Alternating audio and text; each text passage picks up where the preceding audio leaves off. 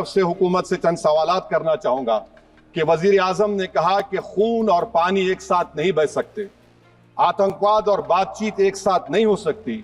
तो मेरा सवाल आपके जरिए से वजीर आजम और हुकूमत से यह है, फिर जिन इंसानों को बैसारा की वादी में मारा गया था, क्या आपका जमीर इस बात की इजाजत देता है कि आप ट्रेड बंद कर दिए, पाकिस्तान का एयरक्राफ्ट हमारे एयर स्पेस में नहीं आ सकता, उनकी कश्ती हमारे पानी में नहीं आ सकती, ट्रेड खत्म हो चुका है डायरेक्ट इनडायरेक्टेड, आपका जमीर जिंदा क्यों नहीं है? किस सूरत से आप पाकिस्तान से क्रिकेट मैच खेलेंगे जब हम पानी नहीं दे रहे हैं? 80% पानी पाकिस्तान का हम रोक रहे हैं, यह कहकर के पानी और खून नहीं बहेगा, आप क्रिकेट मैच खेलेंगे? मैडम, मेरा जमीर तो गवारा नहीं करता कि मैं उस मैच को देखूंगा। क्या इस हुकूमत में इतनी हिम्मत है कि उन 25 मरने वालों को फोन करके कहे कि देखो हमने ऑपरेशन सिंदूर में बदला ले लिया, अब तुम पाकिस्तान का मैच देखो? बड़ी अफसोस की बात है मैडम। मैडम, अकाउंटेबिलिटी किस पर है? पहलगाम किसने किया? 7.5 लाख हमारी फौज और सेंट्रल पैरामिलिट्री फोर्स है, ये कहां से 4 चूहे घुसकर हमारे भारत के नागरिक को मारे? अकाउंटेबिलिटी किस पर फिक्स होगी? एलजी पर फिक्स होगी तो एलजी को बरतरफ करिए, आईबी पर आती है तो एक्शन लीजिए, पुलिस पर आती है तो एक्शन लीजिए, मगर आप ये समझ रहे हैं कि ऑपरेशन कर दिया और हम खामोश लोग भूल जाएंगे, अकाउंटेबिलिटी फिक्स करना पड़ेगा। मैडम, डिटरेंस आपकी क्या है? आपने सर्जिकल स्ट्राइक किया, आपने बालाकोट किया, फिर ये पहलगाम हुआ, तो आपकी डिटरेंस की पॉलिसी नाकाम साबित हुई, कश्मीर की पॉलिसी नाकाम साबित हुई, 370 हटा दिया आपने एक रियासत को यूटी बना दिया और उसके बावजूद भी दहशतगर्द वहां पर पहुंच गए।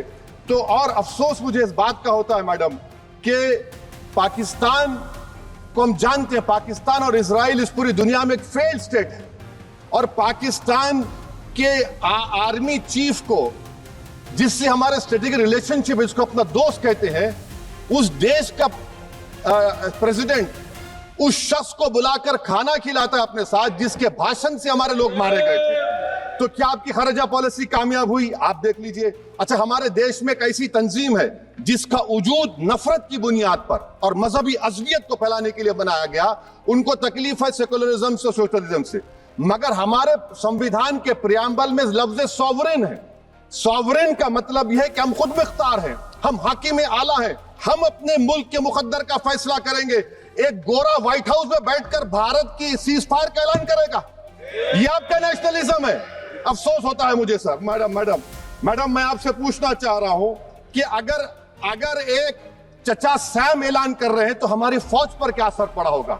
हमारे उन पायलटों पर क्या असर पड़ेगा जो नहीं मालूम कितनी ऊपर आसमानों पर भारत की हिफाजत कर रहे हैं? वो नेवी का सिपाही जो समंदर में खड़ा हुआ है, उसको ये नहीं मालूम हो रहा है कि मेरा प्रधानमंत्री ऐलान नहीं किया, एक गोरे ने ऐलान किया। बड़ा ये आपके कैसा होगा ये?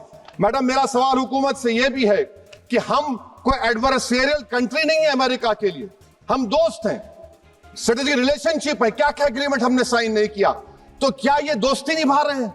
मैडम, मैं हिस्टोरिकल एग्जांपल दे रहा हूं, क्रुश्चेव और टीटो। क्रुश्चेव ने दबाव डाला, टीटो ने कहा मैं नहीं मानता, मैं नैम ज्वाइन करूंगा। मैडम, फ्रांस और यूएसए, डिगोल को जब यूएसए ने दबाव डाला तो डिगोल ने कहा कि तुम दोस्त हो मगर हमारी खारिजा पॉलिसी आजाद ना है।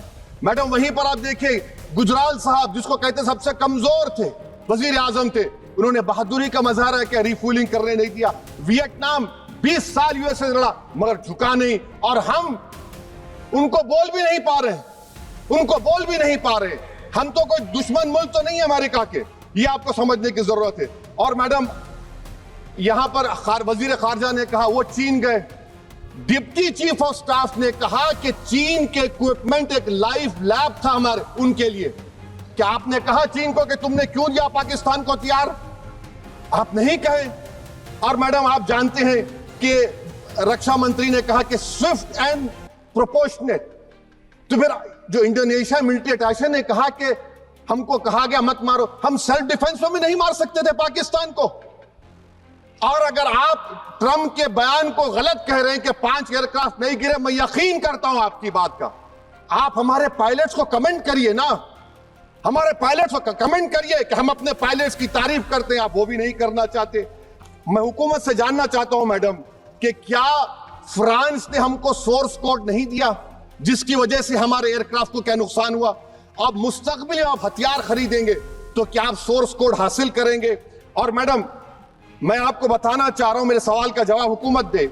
हमारे पास सैंक्शन जो स्क्वाड्रन है 42 है, 60 साल के बाद सिर्फ 29 काम कर रहे हैं। पाकिस्तान के पास 25 हैं, चीन के पास 50 से ज्यादा हैं। 11 साल से आप सरकार में हैं, सबमरीन नहीं है, थर्ड एयरक्राफ्ट कैरियर कहां पर है आप बताइए। और मैडम, FATF में लाना पड़ेगा आपको। अगर आप विश्व गुरु हैं तो हम आपको चैलेंज कर रहे हैं, आप G7 के कंट्रीज को, GCC को और चचा सैम को राजी कराइए कि पाकिस्तान को, मैडम खत्म कर रहा हूं, FATF में दोबारा लाया जाए। मैडम, ऑल पार्टी मीटिंग हुई, देखिए कितना कॉन्ट्रडिक्शन है केंद्र सरकार में और स्टेट सरकार में। ऑल पार्टी मीटिंग में था, केंद्र सरकार ने कहा कि नहीं, बैसारन मिडोस पर तो कोई जा ही नहीं सकता, जून से पहले इजाजत लेना पड़ेगा। बाद में हमको मालूम हुआ कि साल भर खुला रहता मिडोस सिवाय बारिश और स्नो के। ये कॉन्ट्रडिक्शन है केंद्र सरकार में। वहां पे मैं हुकूमत से मुतालबा करता हूं मैडम आपके जरिए से कि कौमी सिक्योरिटी को, नेशनल सिक्योरिटी को, खारिजा पॉलिसी को, फॉरेन पॉलिसी को राजनीति का मुद्दा मत बनाइए। राजनीति का मुद्दा मत बनाइए, ये हमारे मुल्क में मुफाद होगा। हमारे मुल्क के इत्तेहाद और एकजुटती को आप एक वोट का जरिया मत बनाइए। और मैं एक आखिरी बात पूछ रहा हूं मैडम, क्या चीन ने हमसे कहा था कि सीज फायर कर लो? और कैसे पाकिस्तान ने हमारे पायलट्स की बातों को सुना कि हमारा कम्युनिकेशन एनक्रिप्ट नहीं है? मैडम, आखिर में मैं अपने शेर से इस अपनी बात को खत्म करूंगा कि अपने ही हाथों से सर अपना कटाना है हमें, मादर हिंद पे भेंट चढ़ाना है हमें। किस तरह मरते हैं एहरारे वतन भारत पर, यह तमाशा है जो दुनिया को दिखाना है हमें। यह मैं भारत की उस बहादुर फौज के नाम पे करता हूं, मुसल्ह फौज के नाम पे करता हूं। यह शेर कहने वाला कोई बीजेपी का नहीं था, यह शेर कहने वाले का नाम शेर था, शहीद अशफाकुल्लाह। मैं फिर से हुकूमत से कह रहा हूं, पाकिस्तान टेररिज्म करेगा, आप तैयार हो जाइए। आप चीन से मोहब्बत, कितना इम्बैलेंस हुआ ट्रेड का, कितना इम्बैलेंस हो रहा है चीन से। अच्छा, जब गलवान हुआ उस वक्त भी ट्रंप ने कहा था कि मैं बात करूंगा, हमने कहा नहीं बात करेंगे, जरूरत नहीं है। आज ट्रंप हमारे से पहले बोलता है इज्जत नफ्स भी कोई चीज होती है। इख्तिदार में कोई यहां रहेगा, कोई वहां रहेगा, मगर इख्तिदार में इकबाल होना चाहिए। बदबख्ती की बात यह है कि आपने इकबाल को